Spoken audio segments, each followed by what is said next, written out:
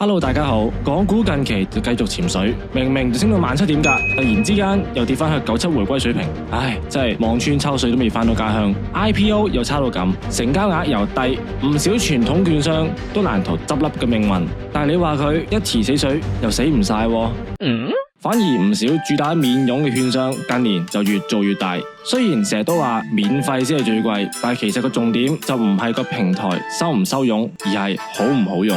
富途上個月仲搞咗個投資展，吸引咗5000名投資者參與。聽完講座先知原來牛牛 App 有咁多新功能，係好值得同大家介紹下。所以今集就想同大家講下牛牛 App 嘅新功能，一齊裝備下自己。呢條片主要包括3個部分。第一係牛牛 App 嘅基本功能，第二係有咩新功能係值得推介嘅呢？第三係我哋點樣用佢嚟做投資部署呢？自問有啲根底嘅話，就可以直接跳到呢個探曲。我哋直奔主題啦，講解下牛牛 App 嘅操作介紹先。唔熟悉股票買賣嘅話，放心，我好有信心，大家可以喺2分鐘之內學得識牛牛 App 嘅基本操作㗎。事不宜遲，去片。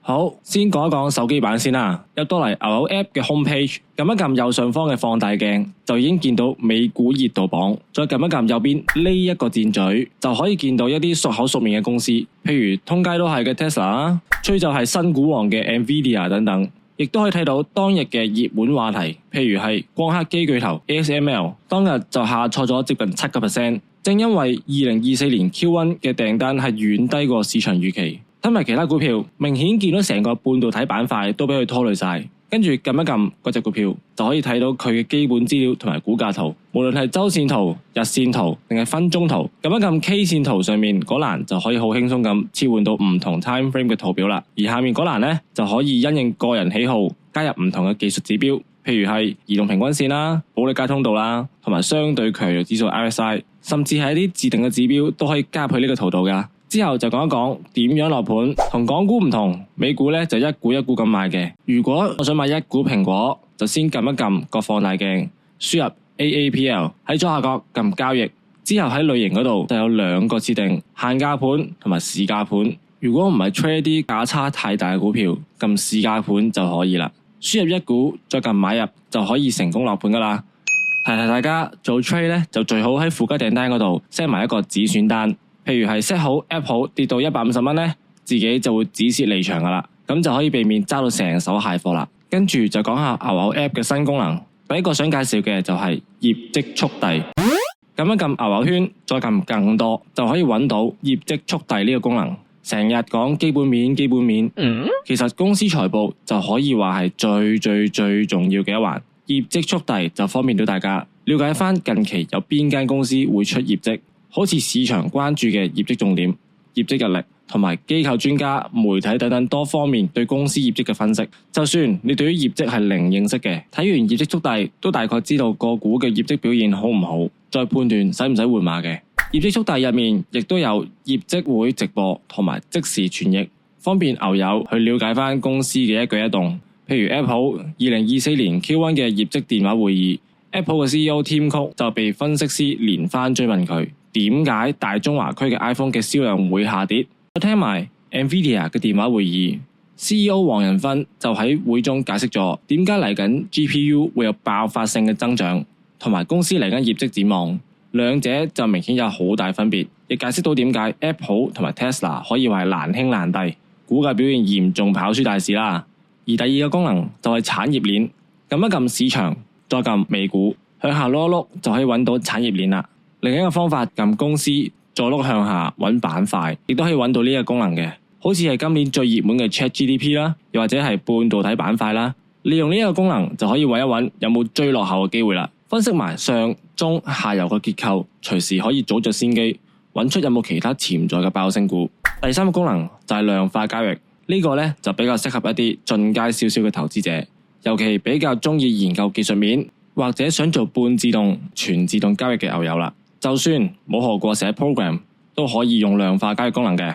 首先打開 PC 版嘅富途牛牛，點擊左側量化嗰一欄，就可以進入設定，成個過程都唔使打曲噶，就可以創建到一個量化交易嘅策略，仲可以做埋歷史回測同埋實盤運行。譬如我哋想做一個移動平均線嘅順勢交易系統， 50天線上穿200天線就買，下穿200天線就平倉。簡簡單單就可以用牛牛 App 自帶嘅雙均線策略去改。再詳細啲就可以去 description box 嗰度 download 落嚟試玩下。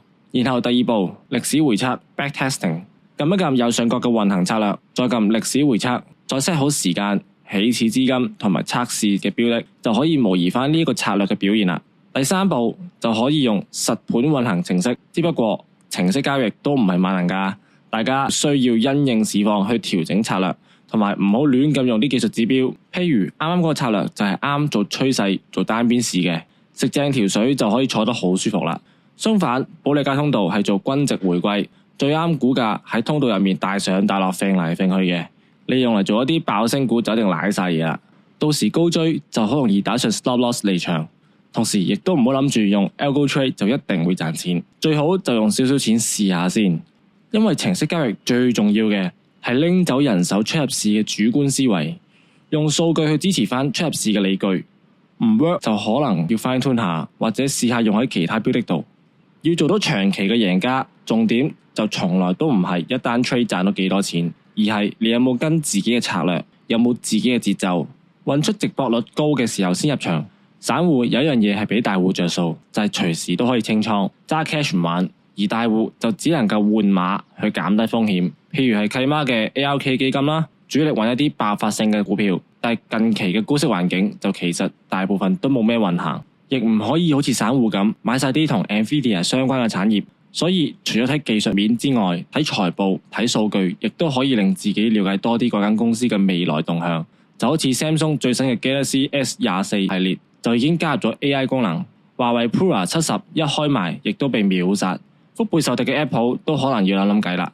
另外 Apple Car 開發咗10年，有得個吉。Vision Pro 又俾 Meta 嘅 CEO Mark Zuckerberg 串佢唔夠 Quest 3好。iSight 嘅低解進度、電池續航力同埋配重問題都好影響果迷嘅使用體驗，所以今年 Apple 嘅股價咁低迷都唔係冇原因㗎。結論，希望大家睇完呢條片都可以學識用牛牛 App 啦，發掘到啱自己功能，亦都歡迎留言話俾我哋知，仲有冇咩其他隱藏功能㗎？如果你仲未有富途戶口，聽完呢條片又覺得呢個 app 唔錯嘅話呢，4月嘅開戶優惠仲高達1700蚊㗎，亦都可以喺開戶之前輸入途中嘅兌換碼，仲有額外200蚊超市禮券㗎。另外，我都想帶出一個反思，唔少人會將投資目標着眼喺我要賺幾多錢，好似賺得越多就越勁，但係其實用幾多風險去換翻嚟，就即係風險回報比先至係最重要。介紹一本好書俾大家，就係由美國作家 James Clear 所寫嘅《原子習慣》。佢主張贏家同埋輸家嘅差別並不在於目標，而係有持續改進嘅系統。希望大家都可以將個倉越打越大啦。最後，中意呢條片嘅觀眾不妨喺下面評論區留一個暗號話俾我哋知，暗號係笑笑 emoji。走之前記得 like、subscribe 同埋加埋隔離嘅鐘仔啦。咁樣我哋每一次出新片，你就會成為第一批觀眾。思考題，你覺得炒股嘅最大挑戰係咩呢？ A. 選股 B. 出入市 C. 風險管理定係 D 其他呢？記住喺投資路上你並不孤單。我哋嘅 channel 投資了通呢個頻道主要會分享翻各種投資理財同埋交易知識嘅，有興趣嘅觀眾不妨訂閱我哋，介紹埋俾朋友，等大家一齊進步啦。另外提一提大家，我哋嘅表情包同埋獨家開戶優惠亦都已經整合咗喺 Linktree 度啦，大家快啲去睇睇啦。我哋頻道嘅 IG 同埋 Facebook 上面會有唔同嘅資訊提供俾大家噶，財報消息、即時新聞消息，仲有彩蛋添。我哋每個星期都會定期出片噶，然後唔好唔記得幫我 like 咗條片，喺下面留低 comment 同埋 share 俾你朋友啦，記得撳埋隔籬個鐘仔，咁就唔會錯過我哋嘅影片同埋更新啦。大家就記得 follow 我哋啦。投資一理通，理財好輕鬆，我哋下次再見，拜拜。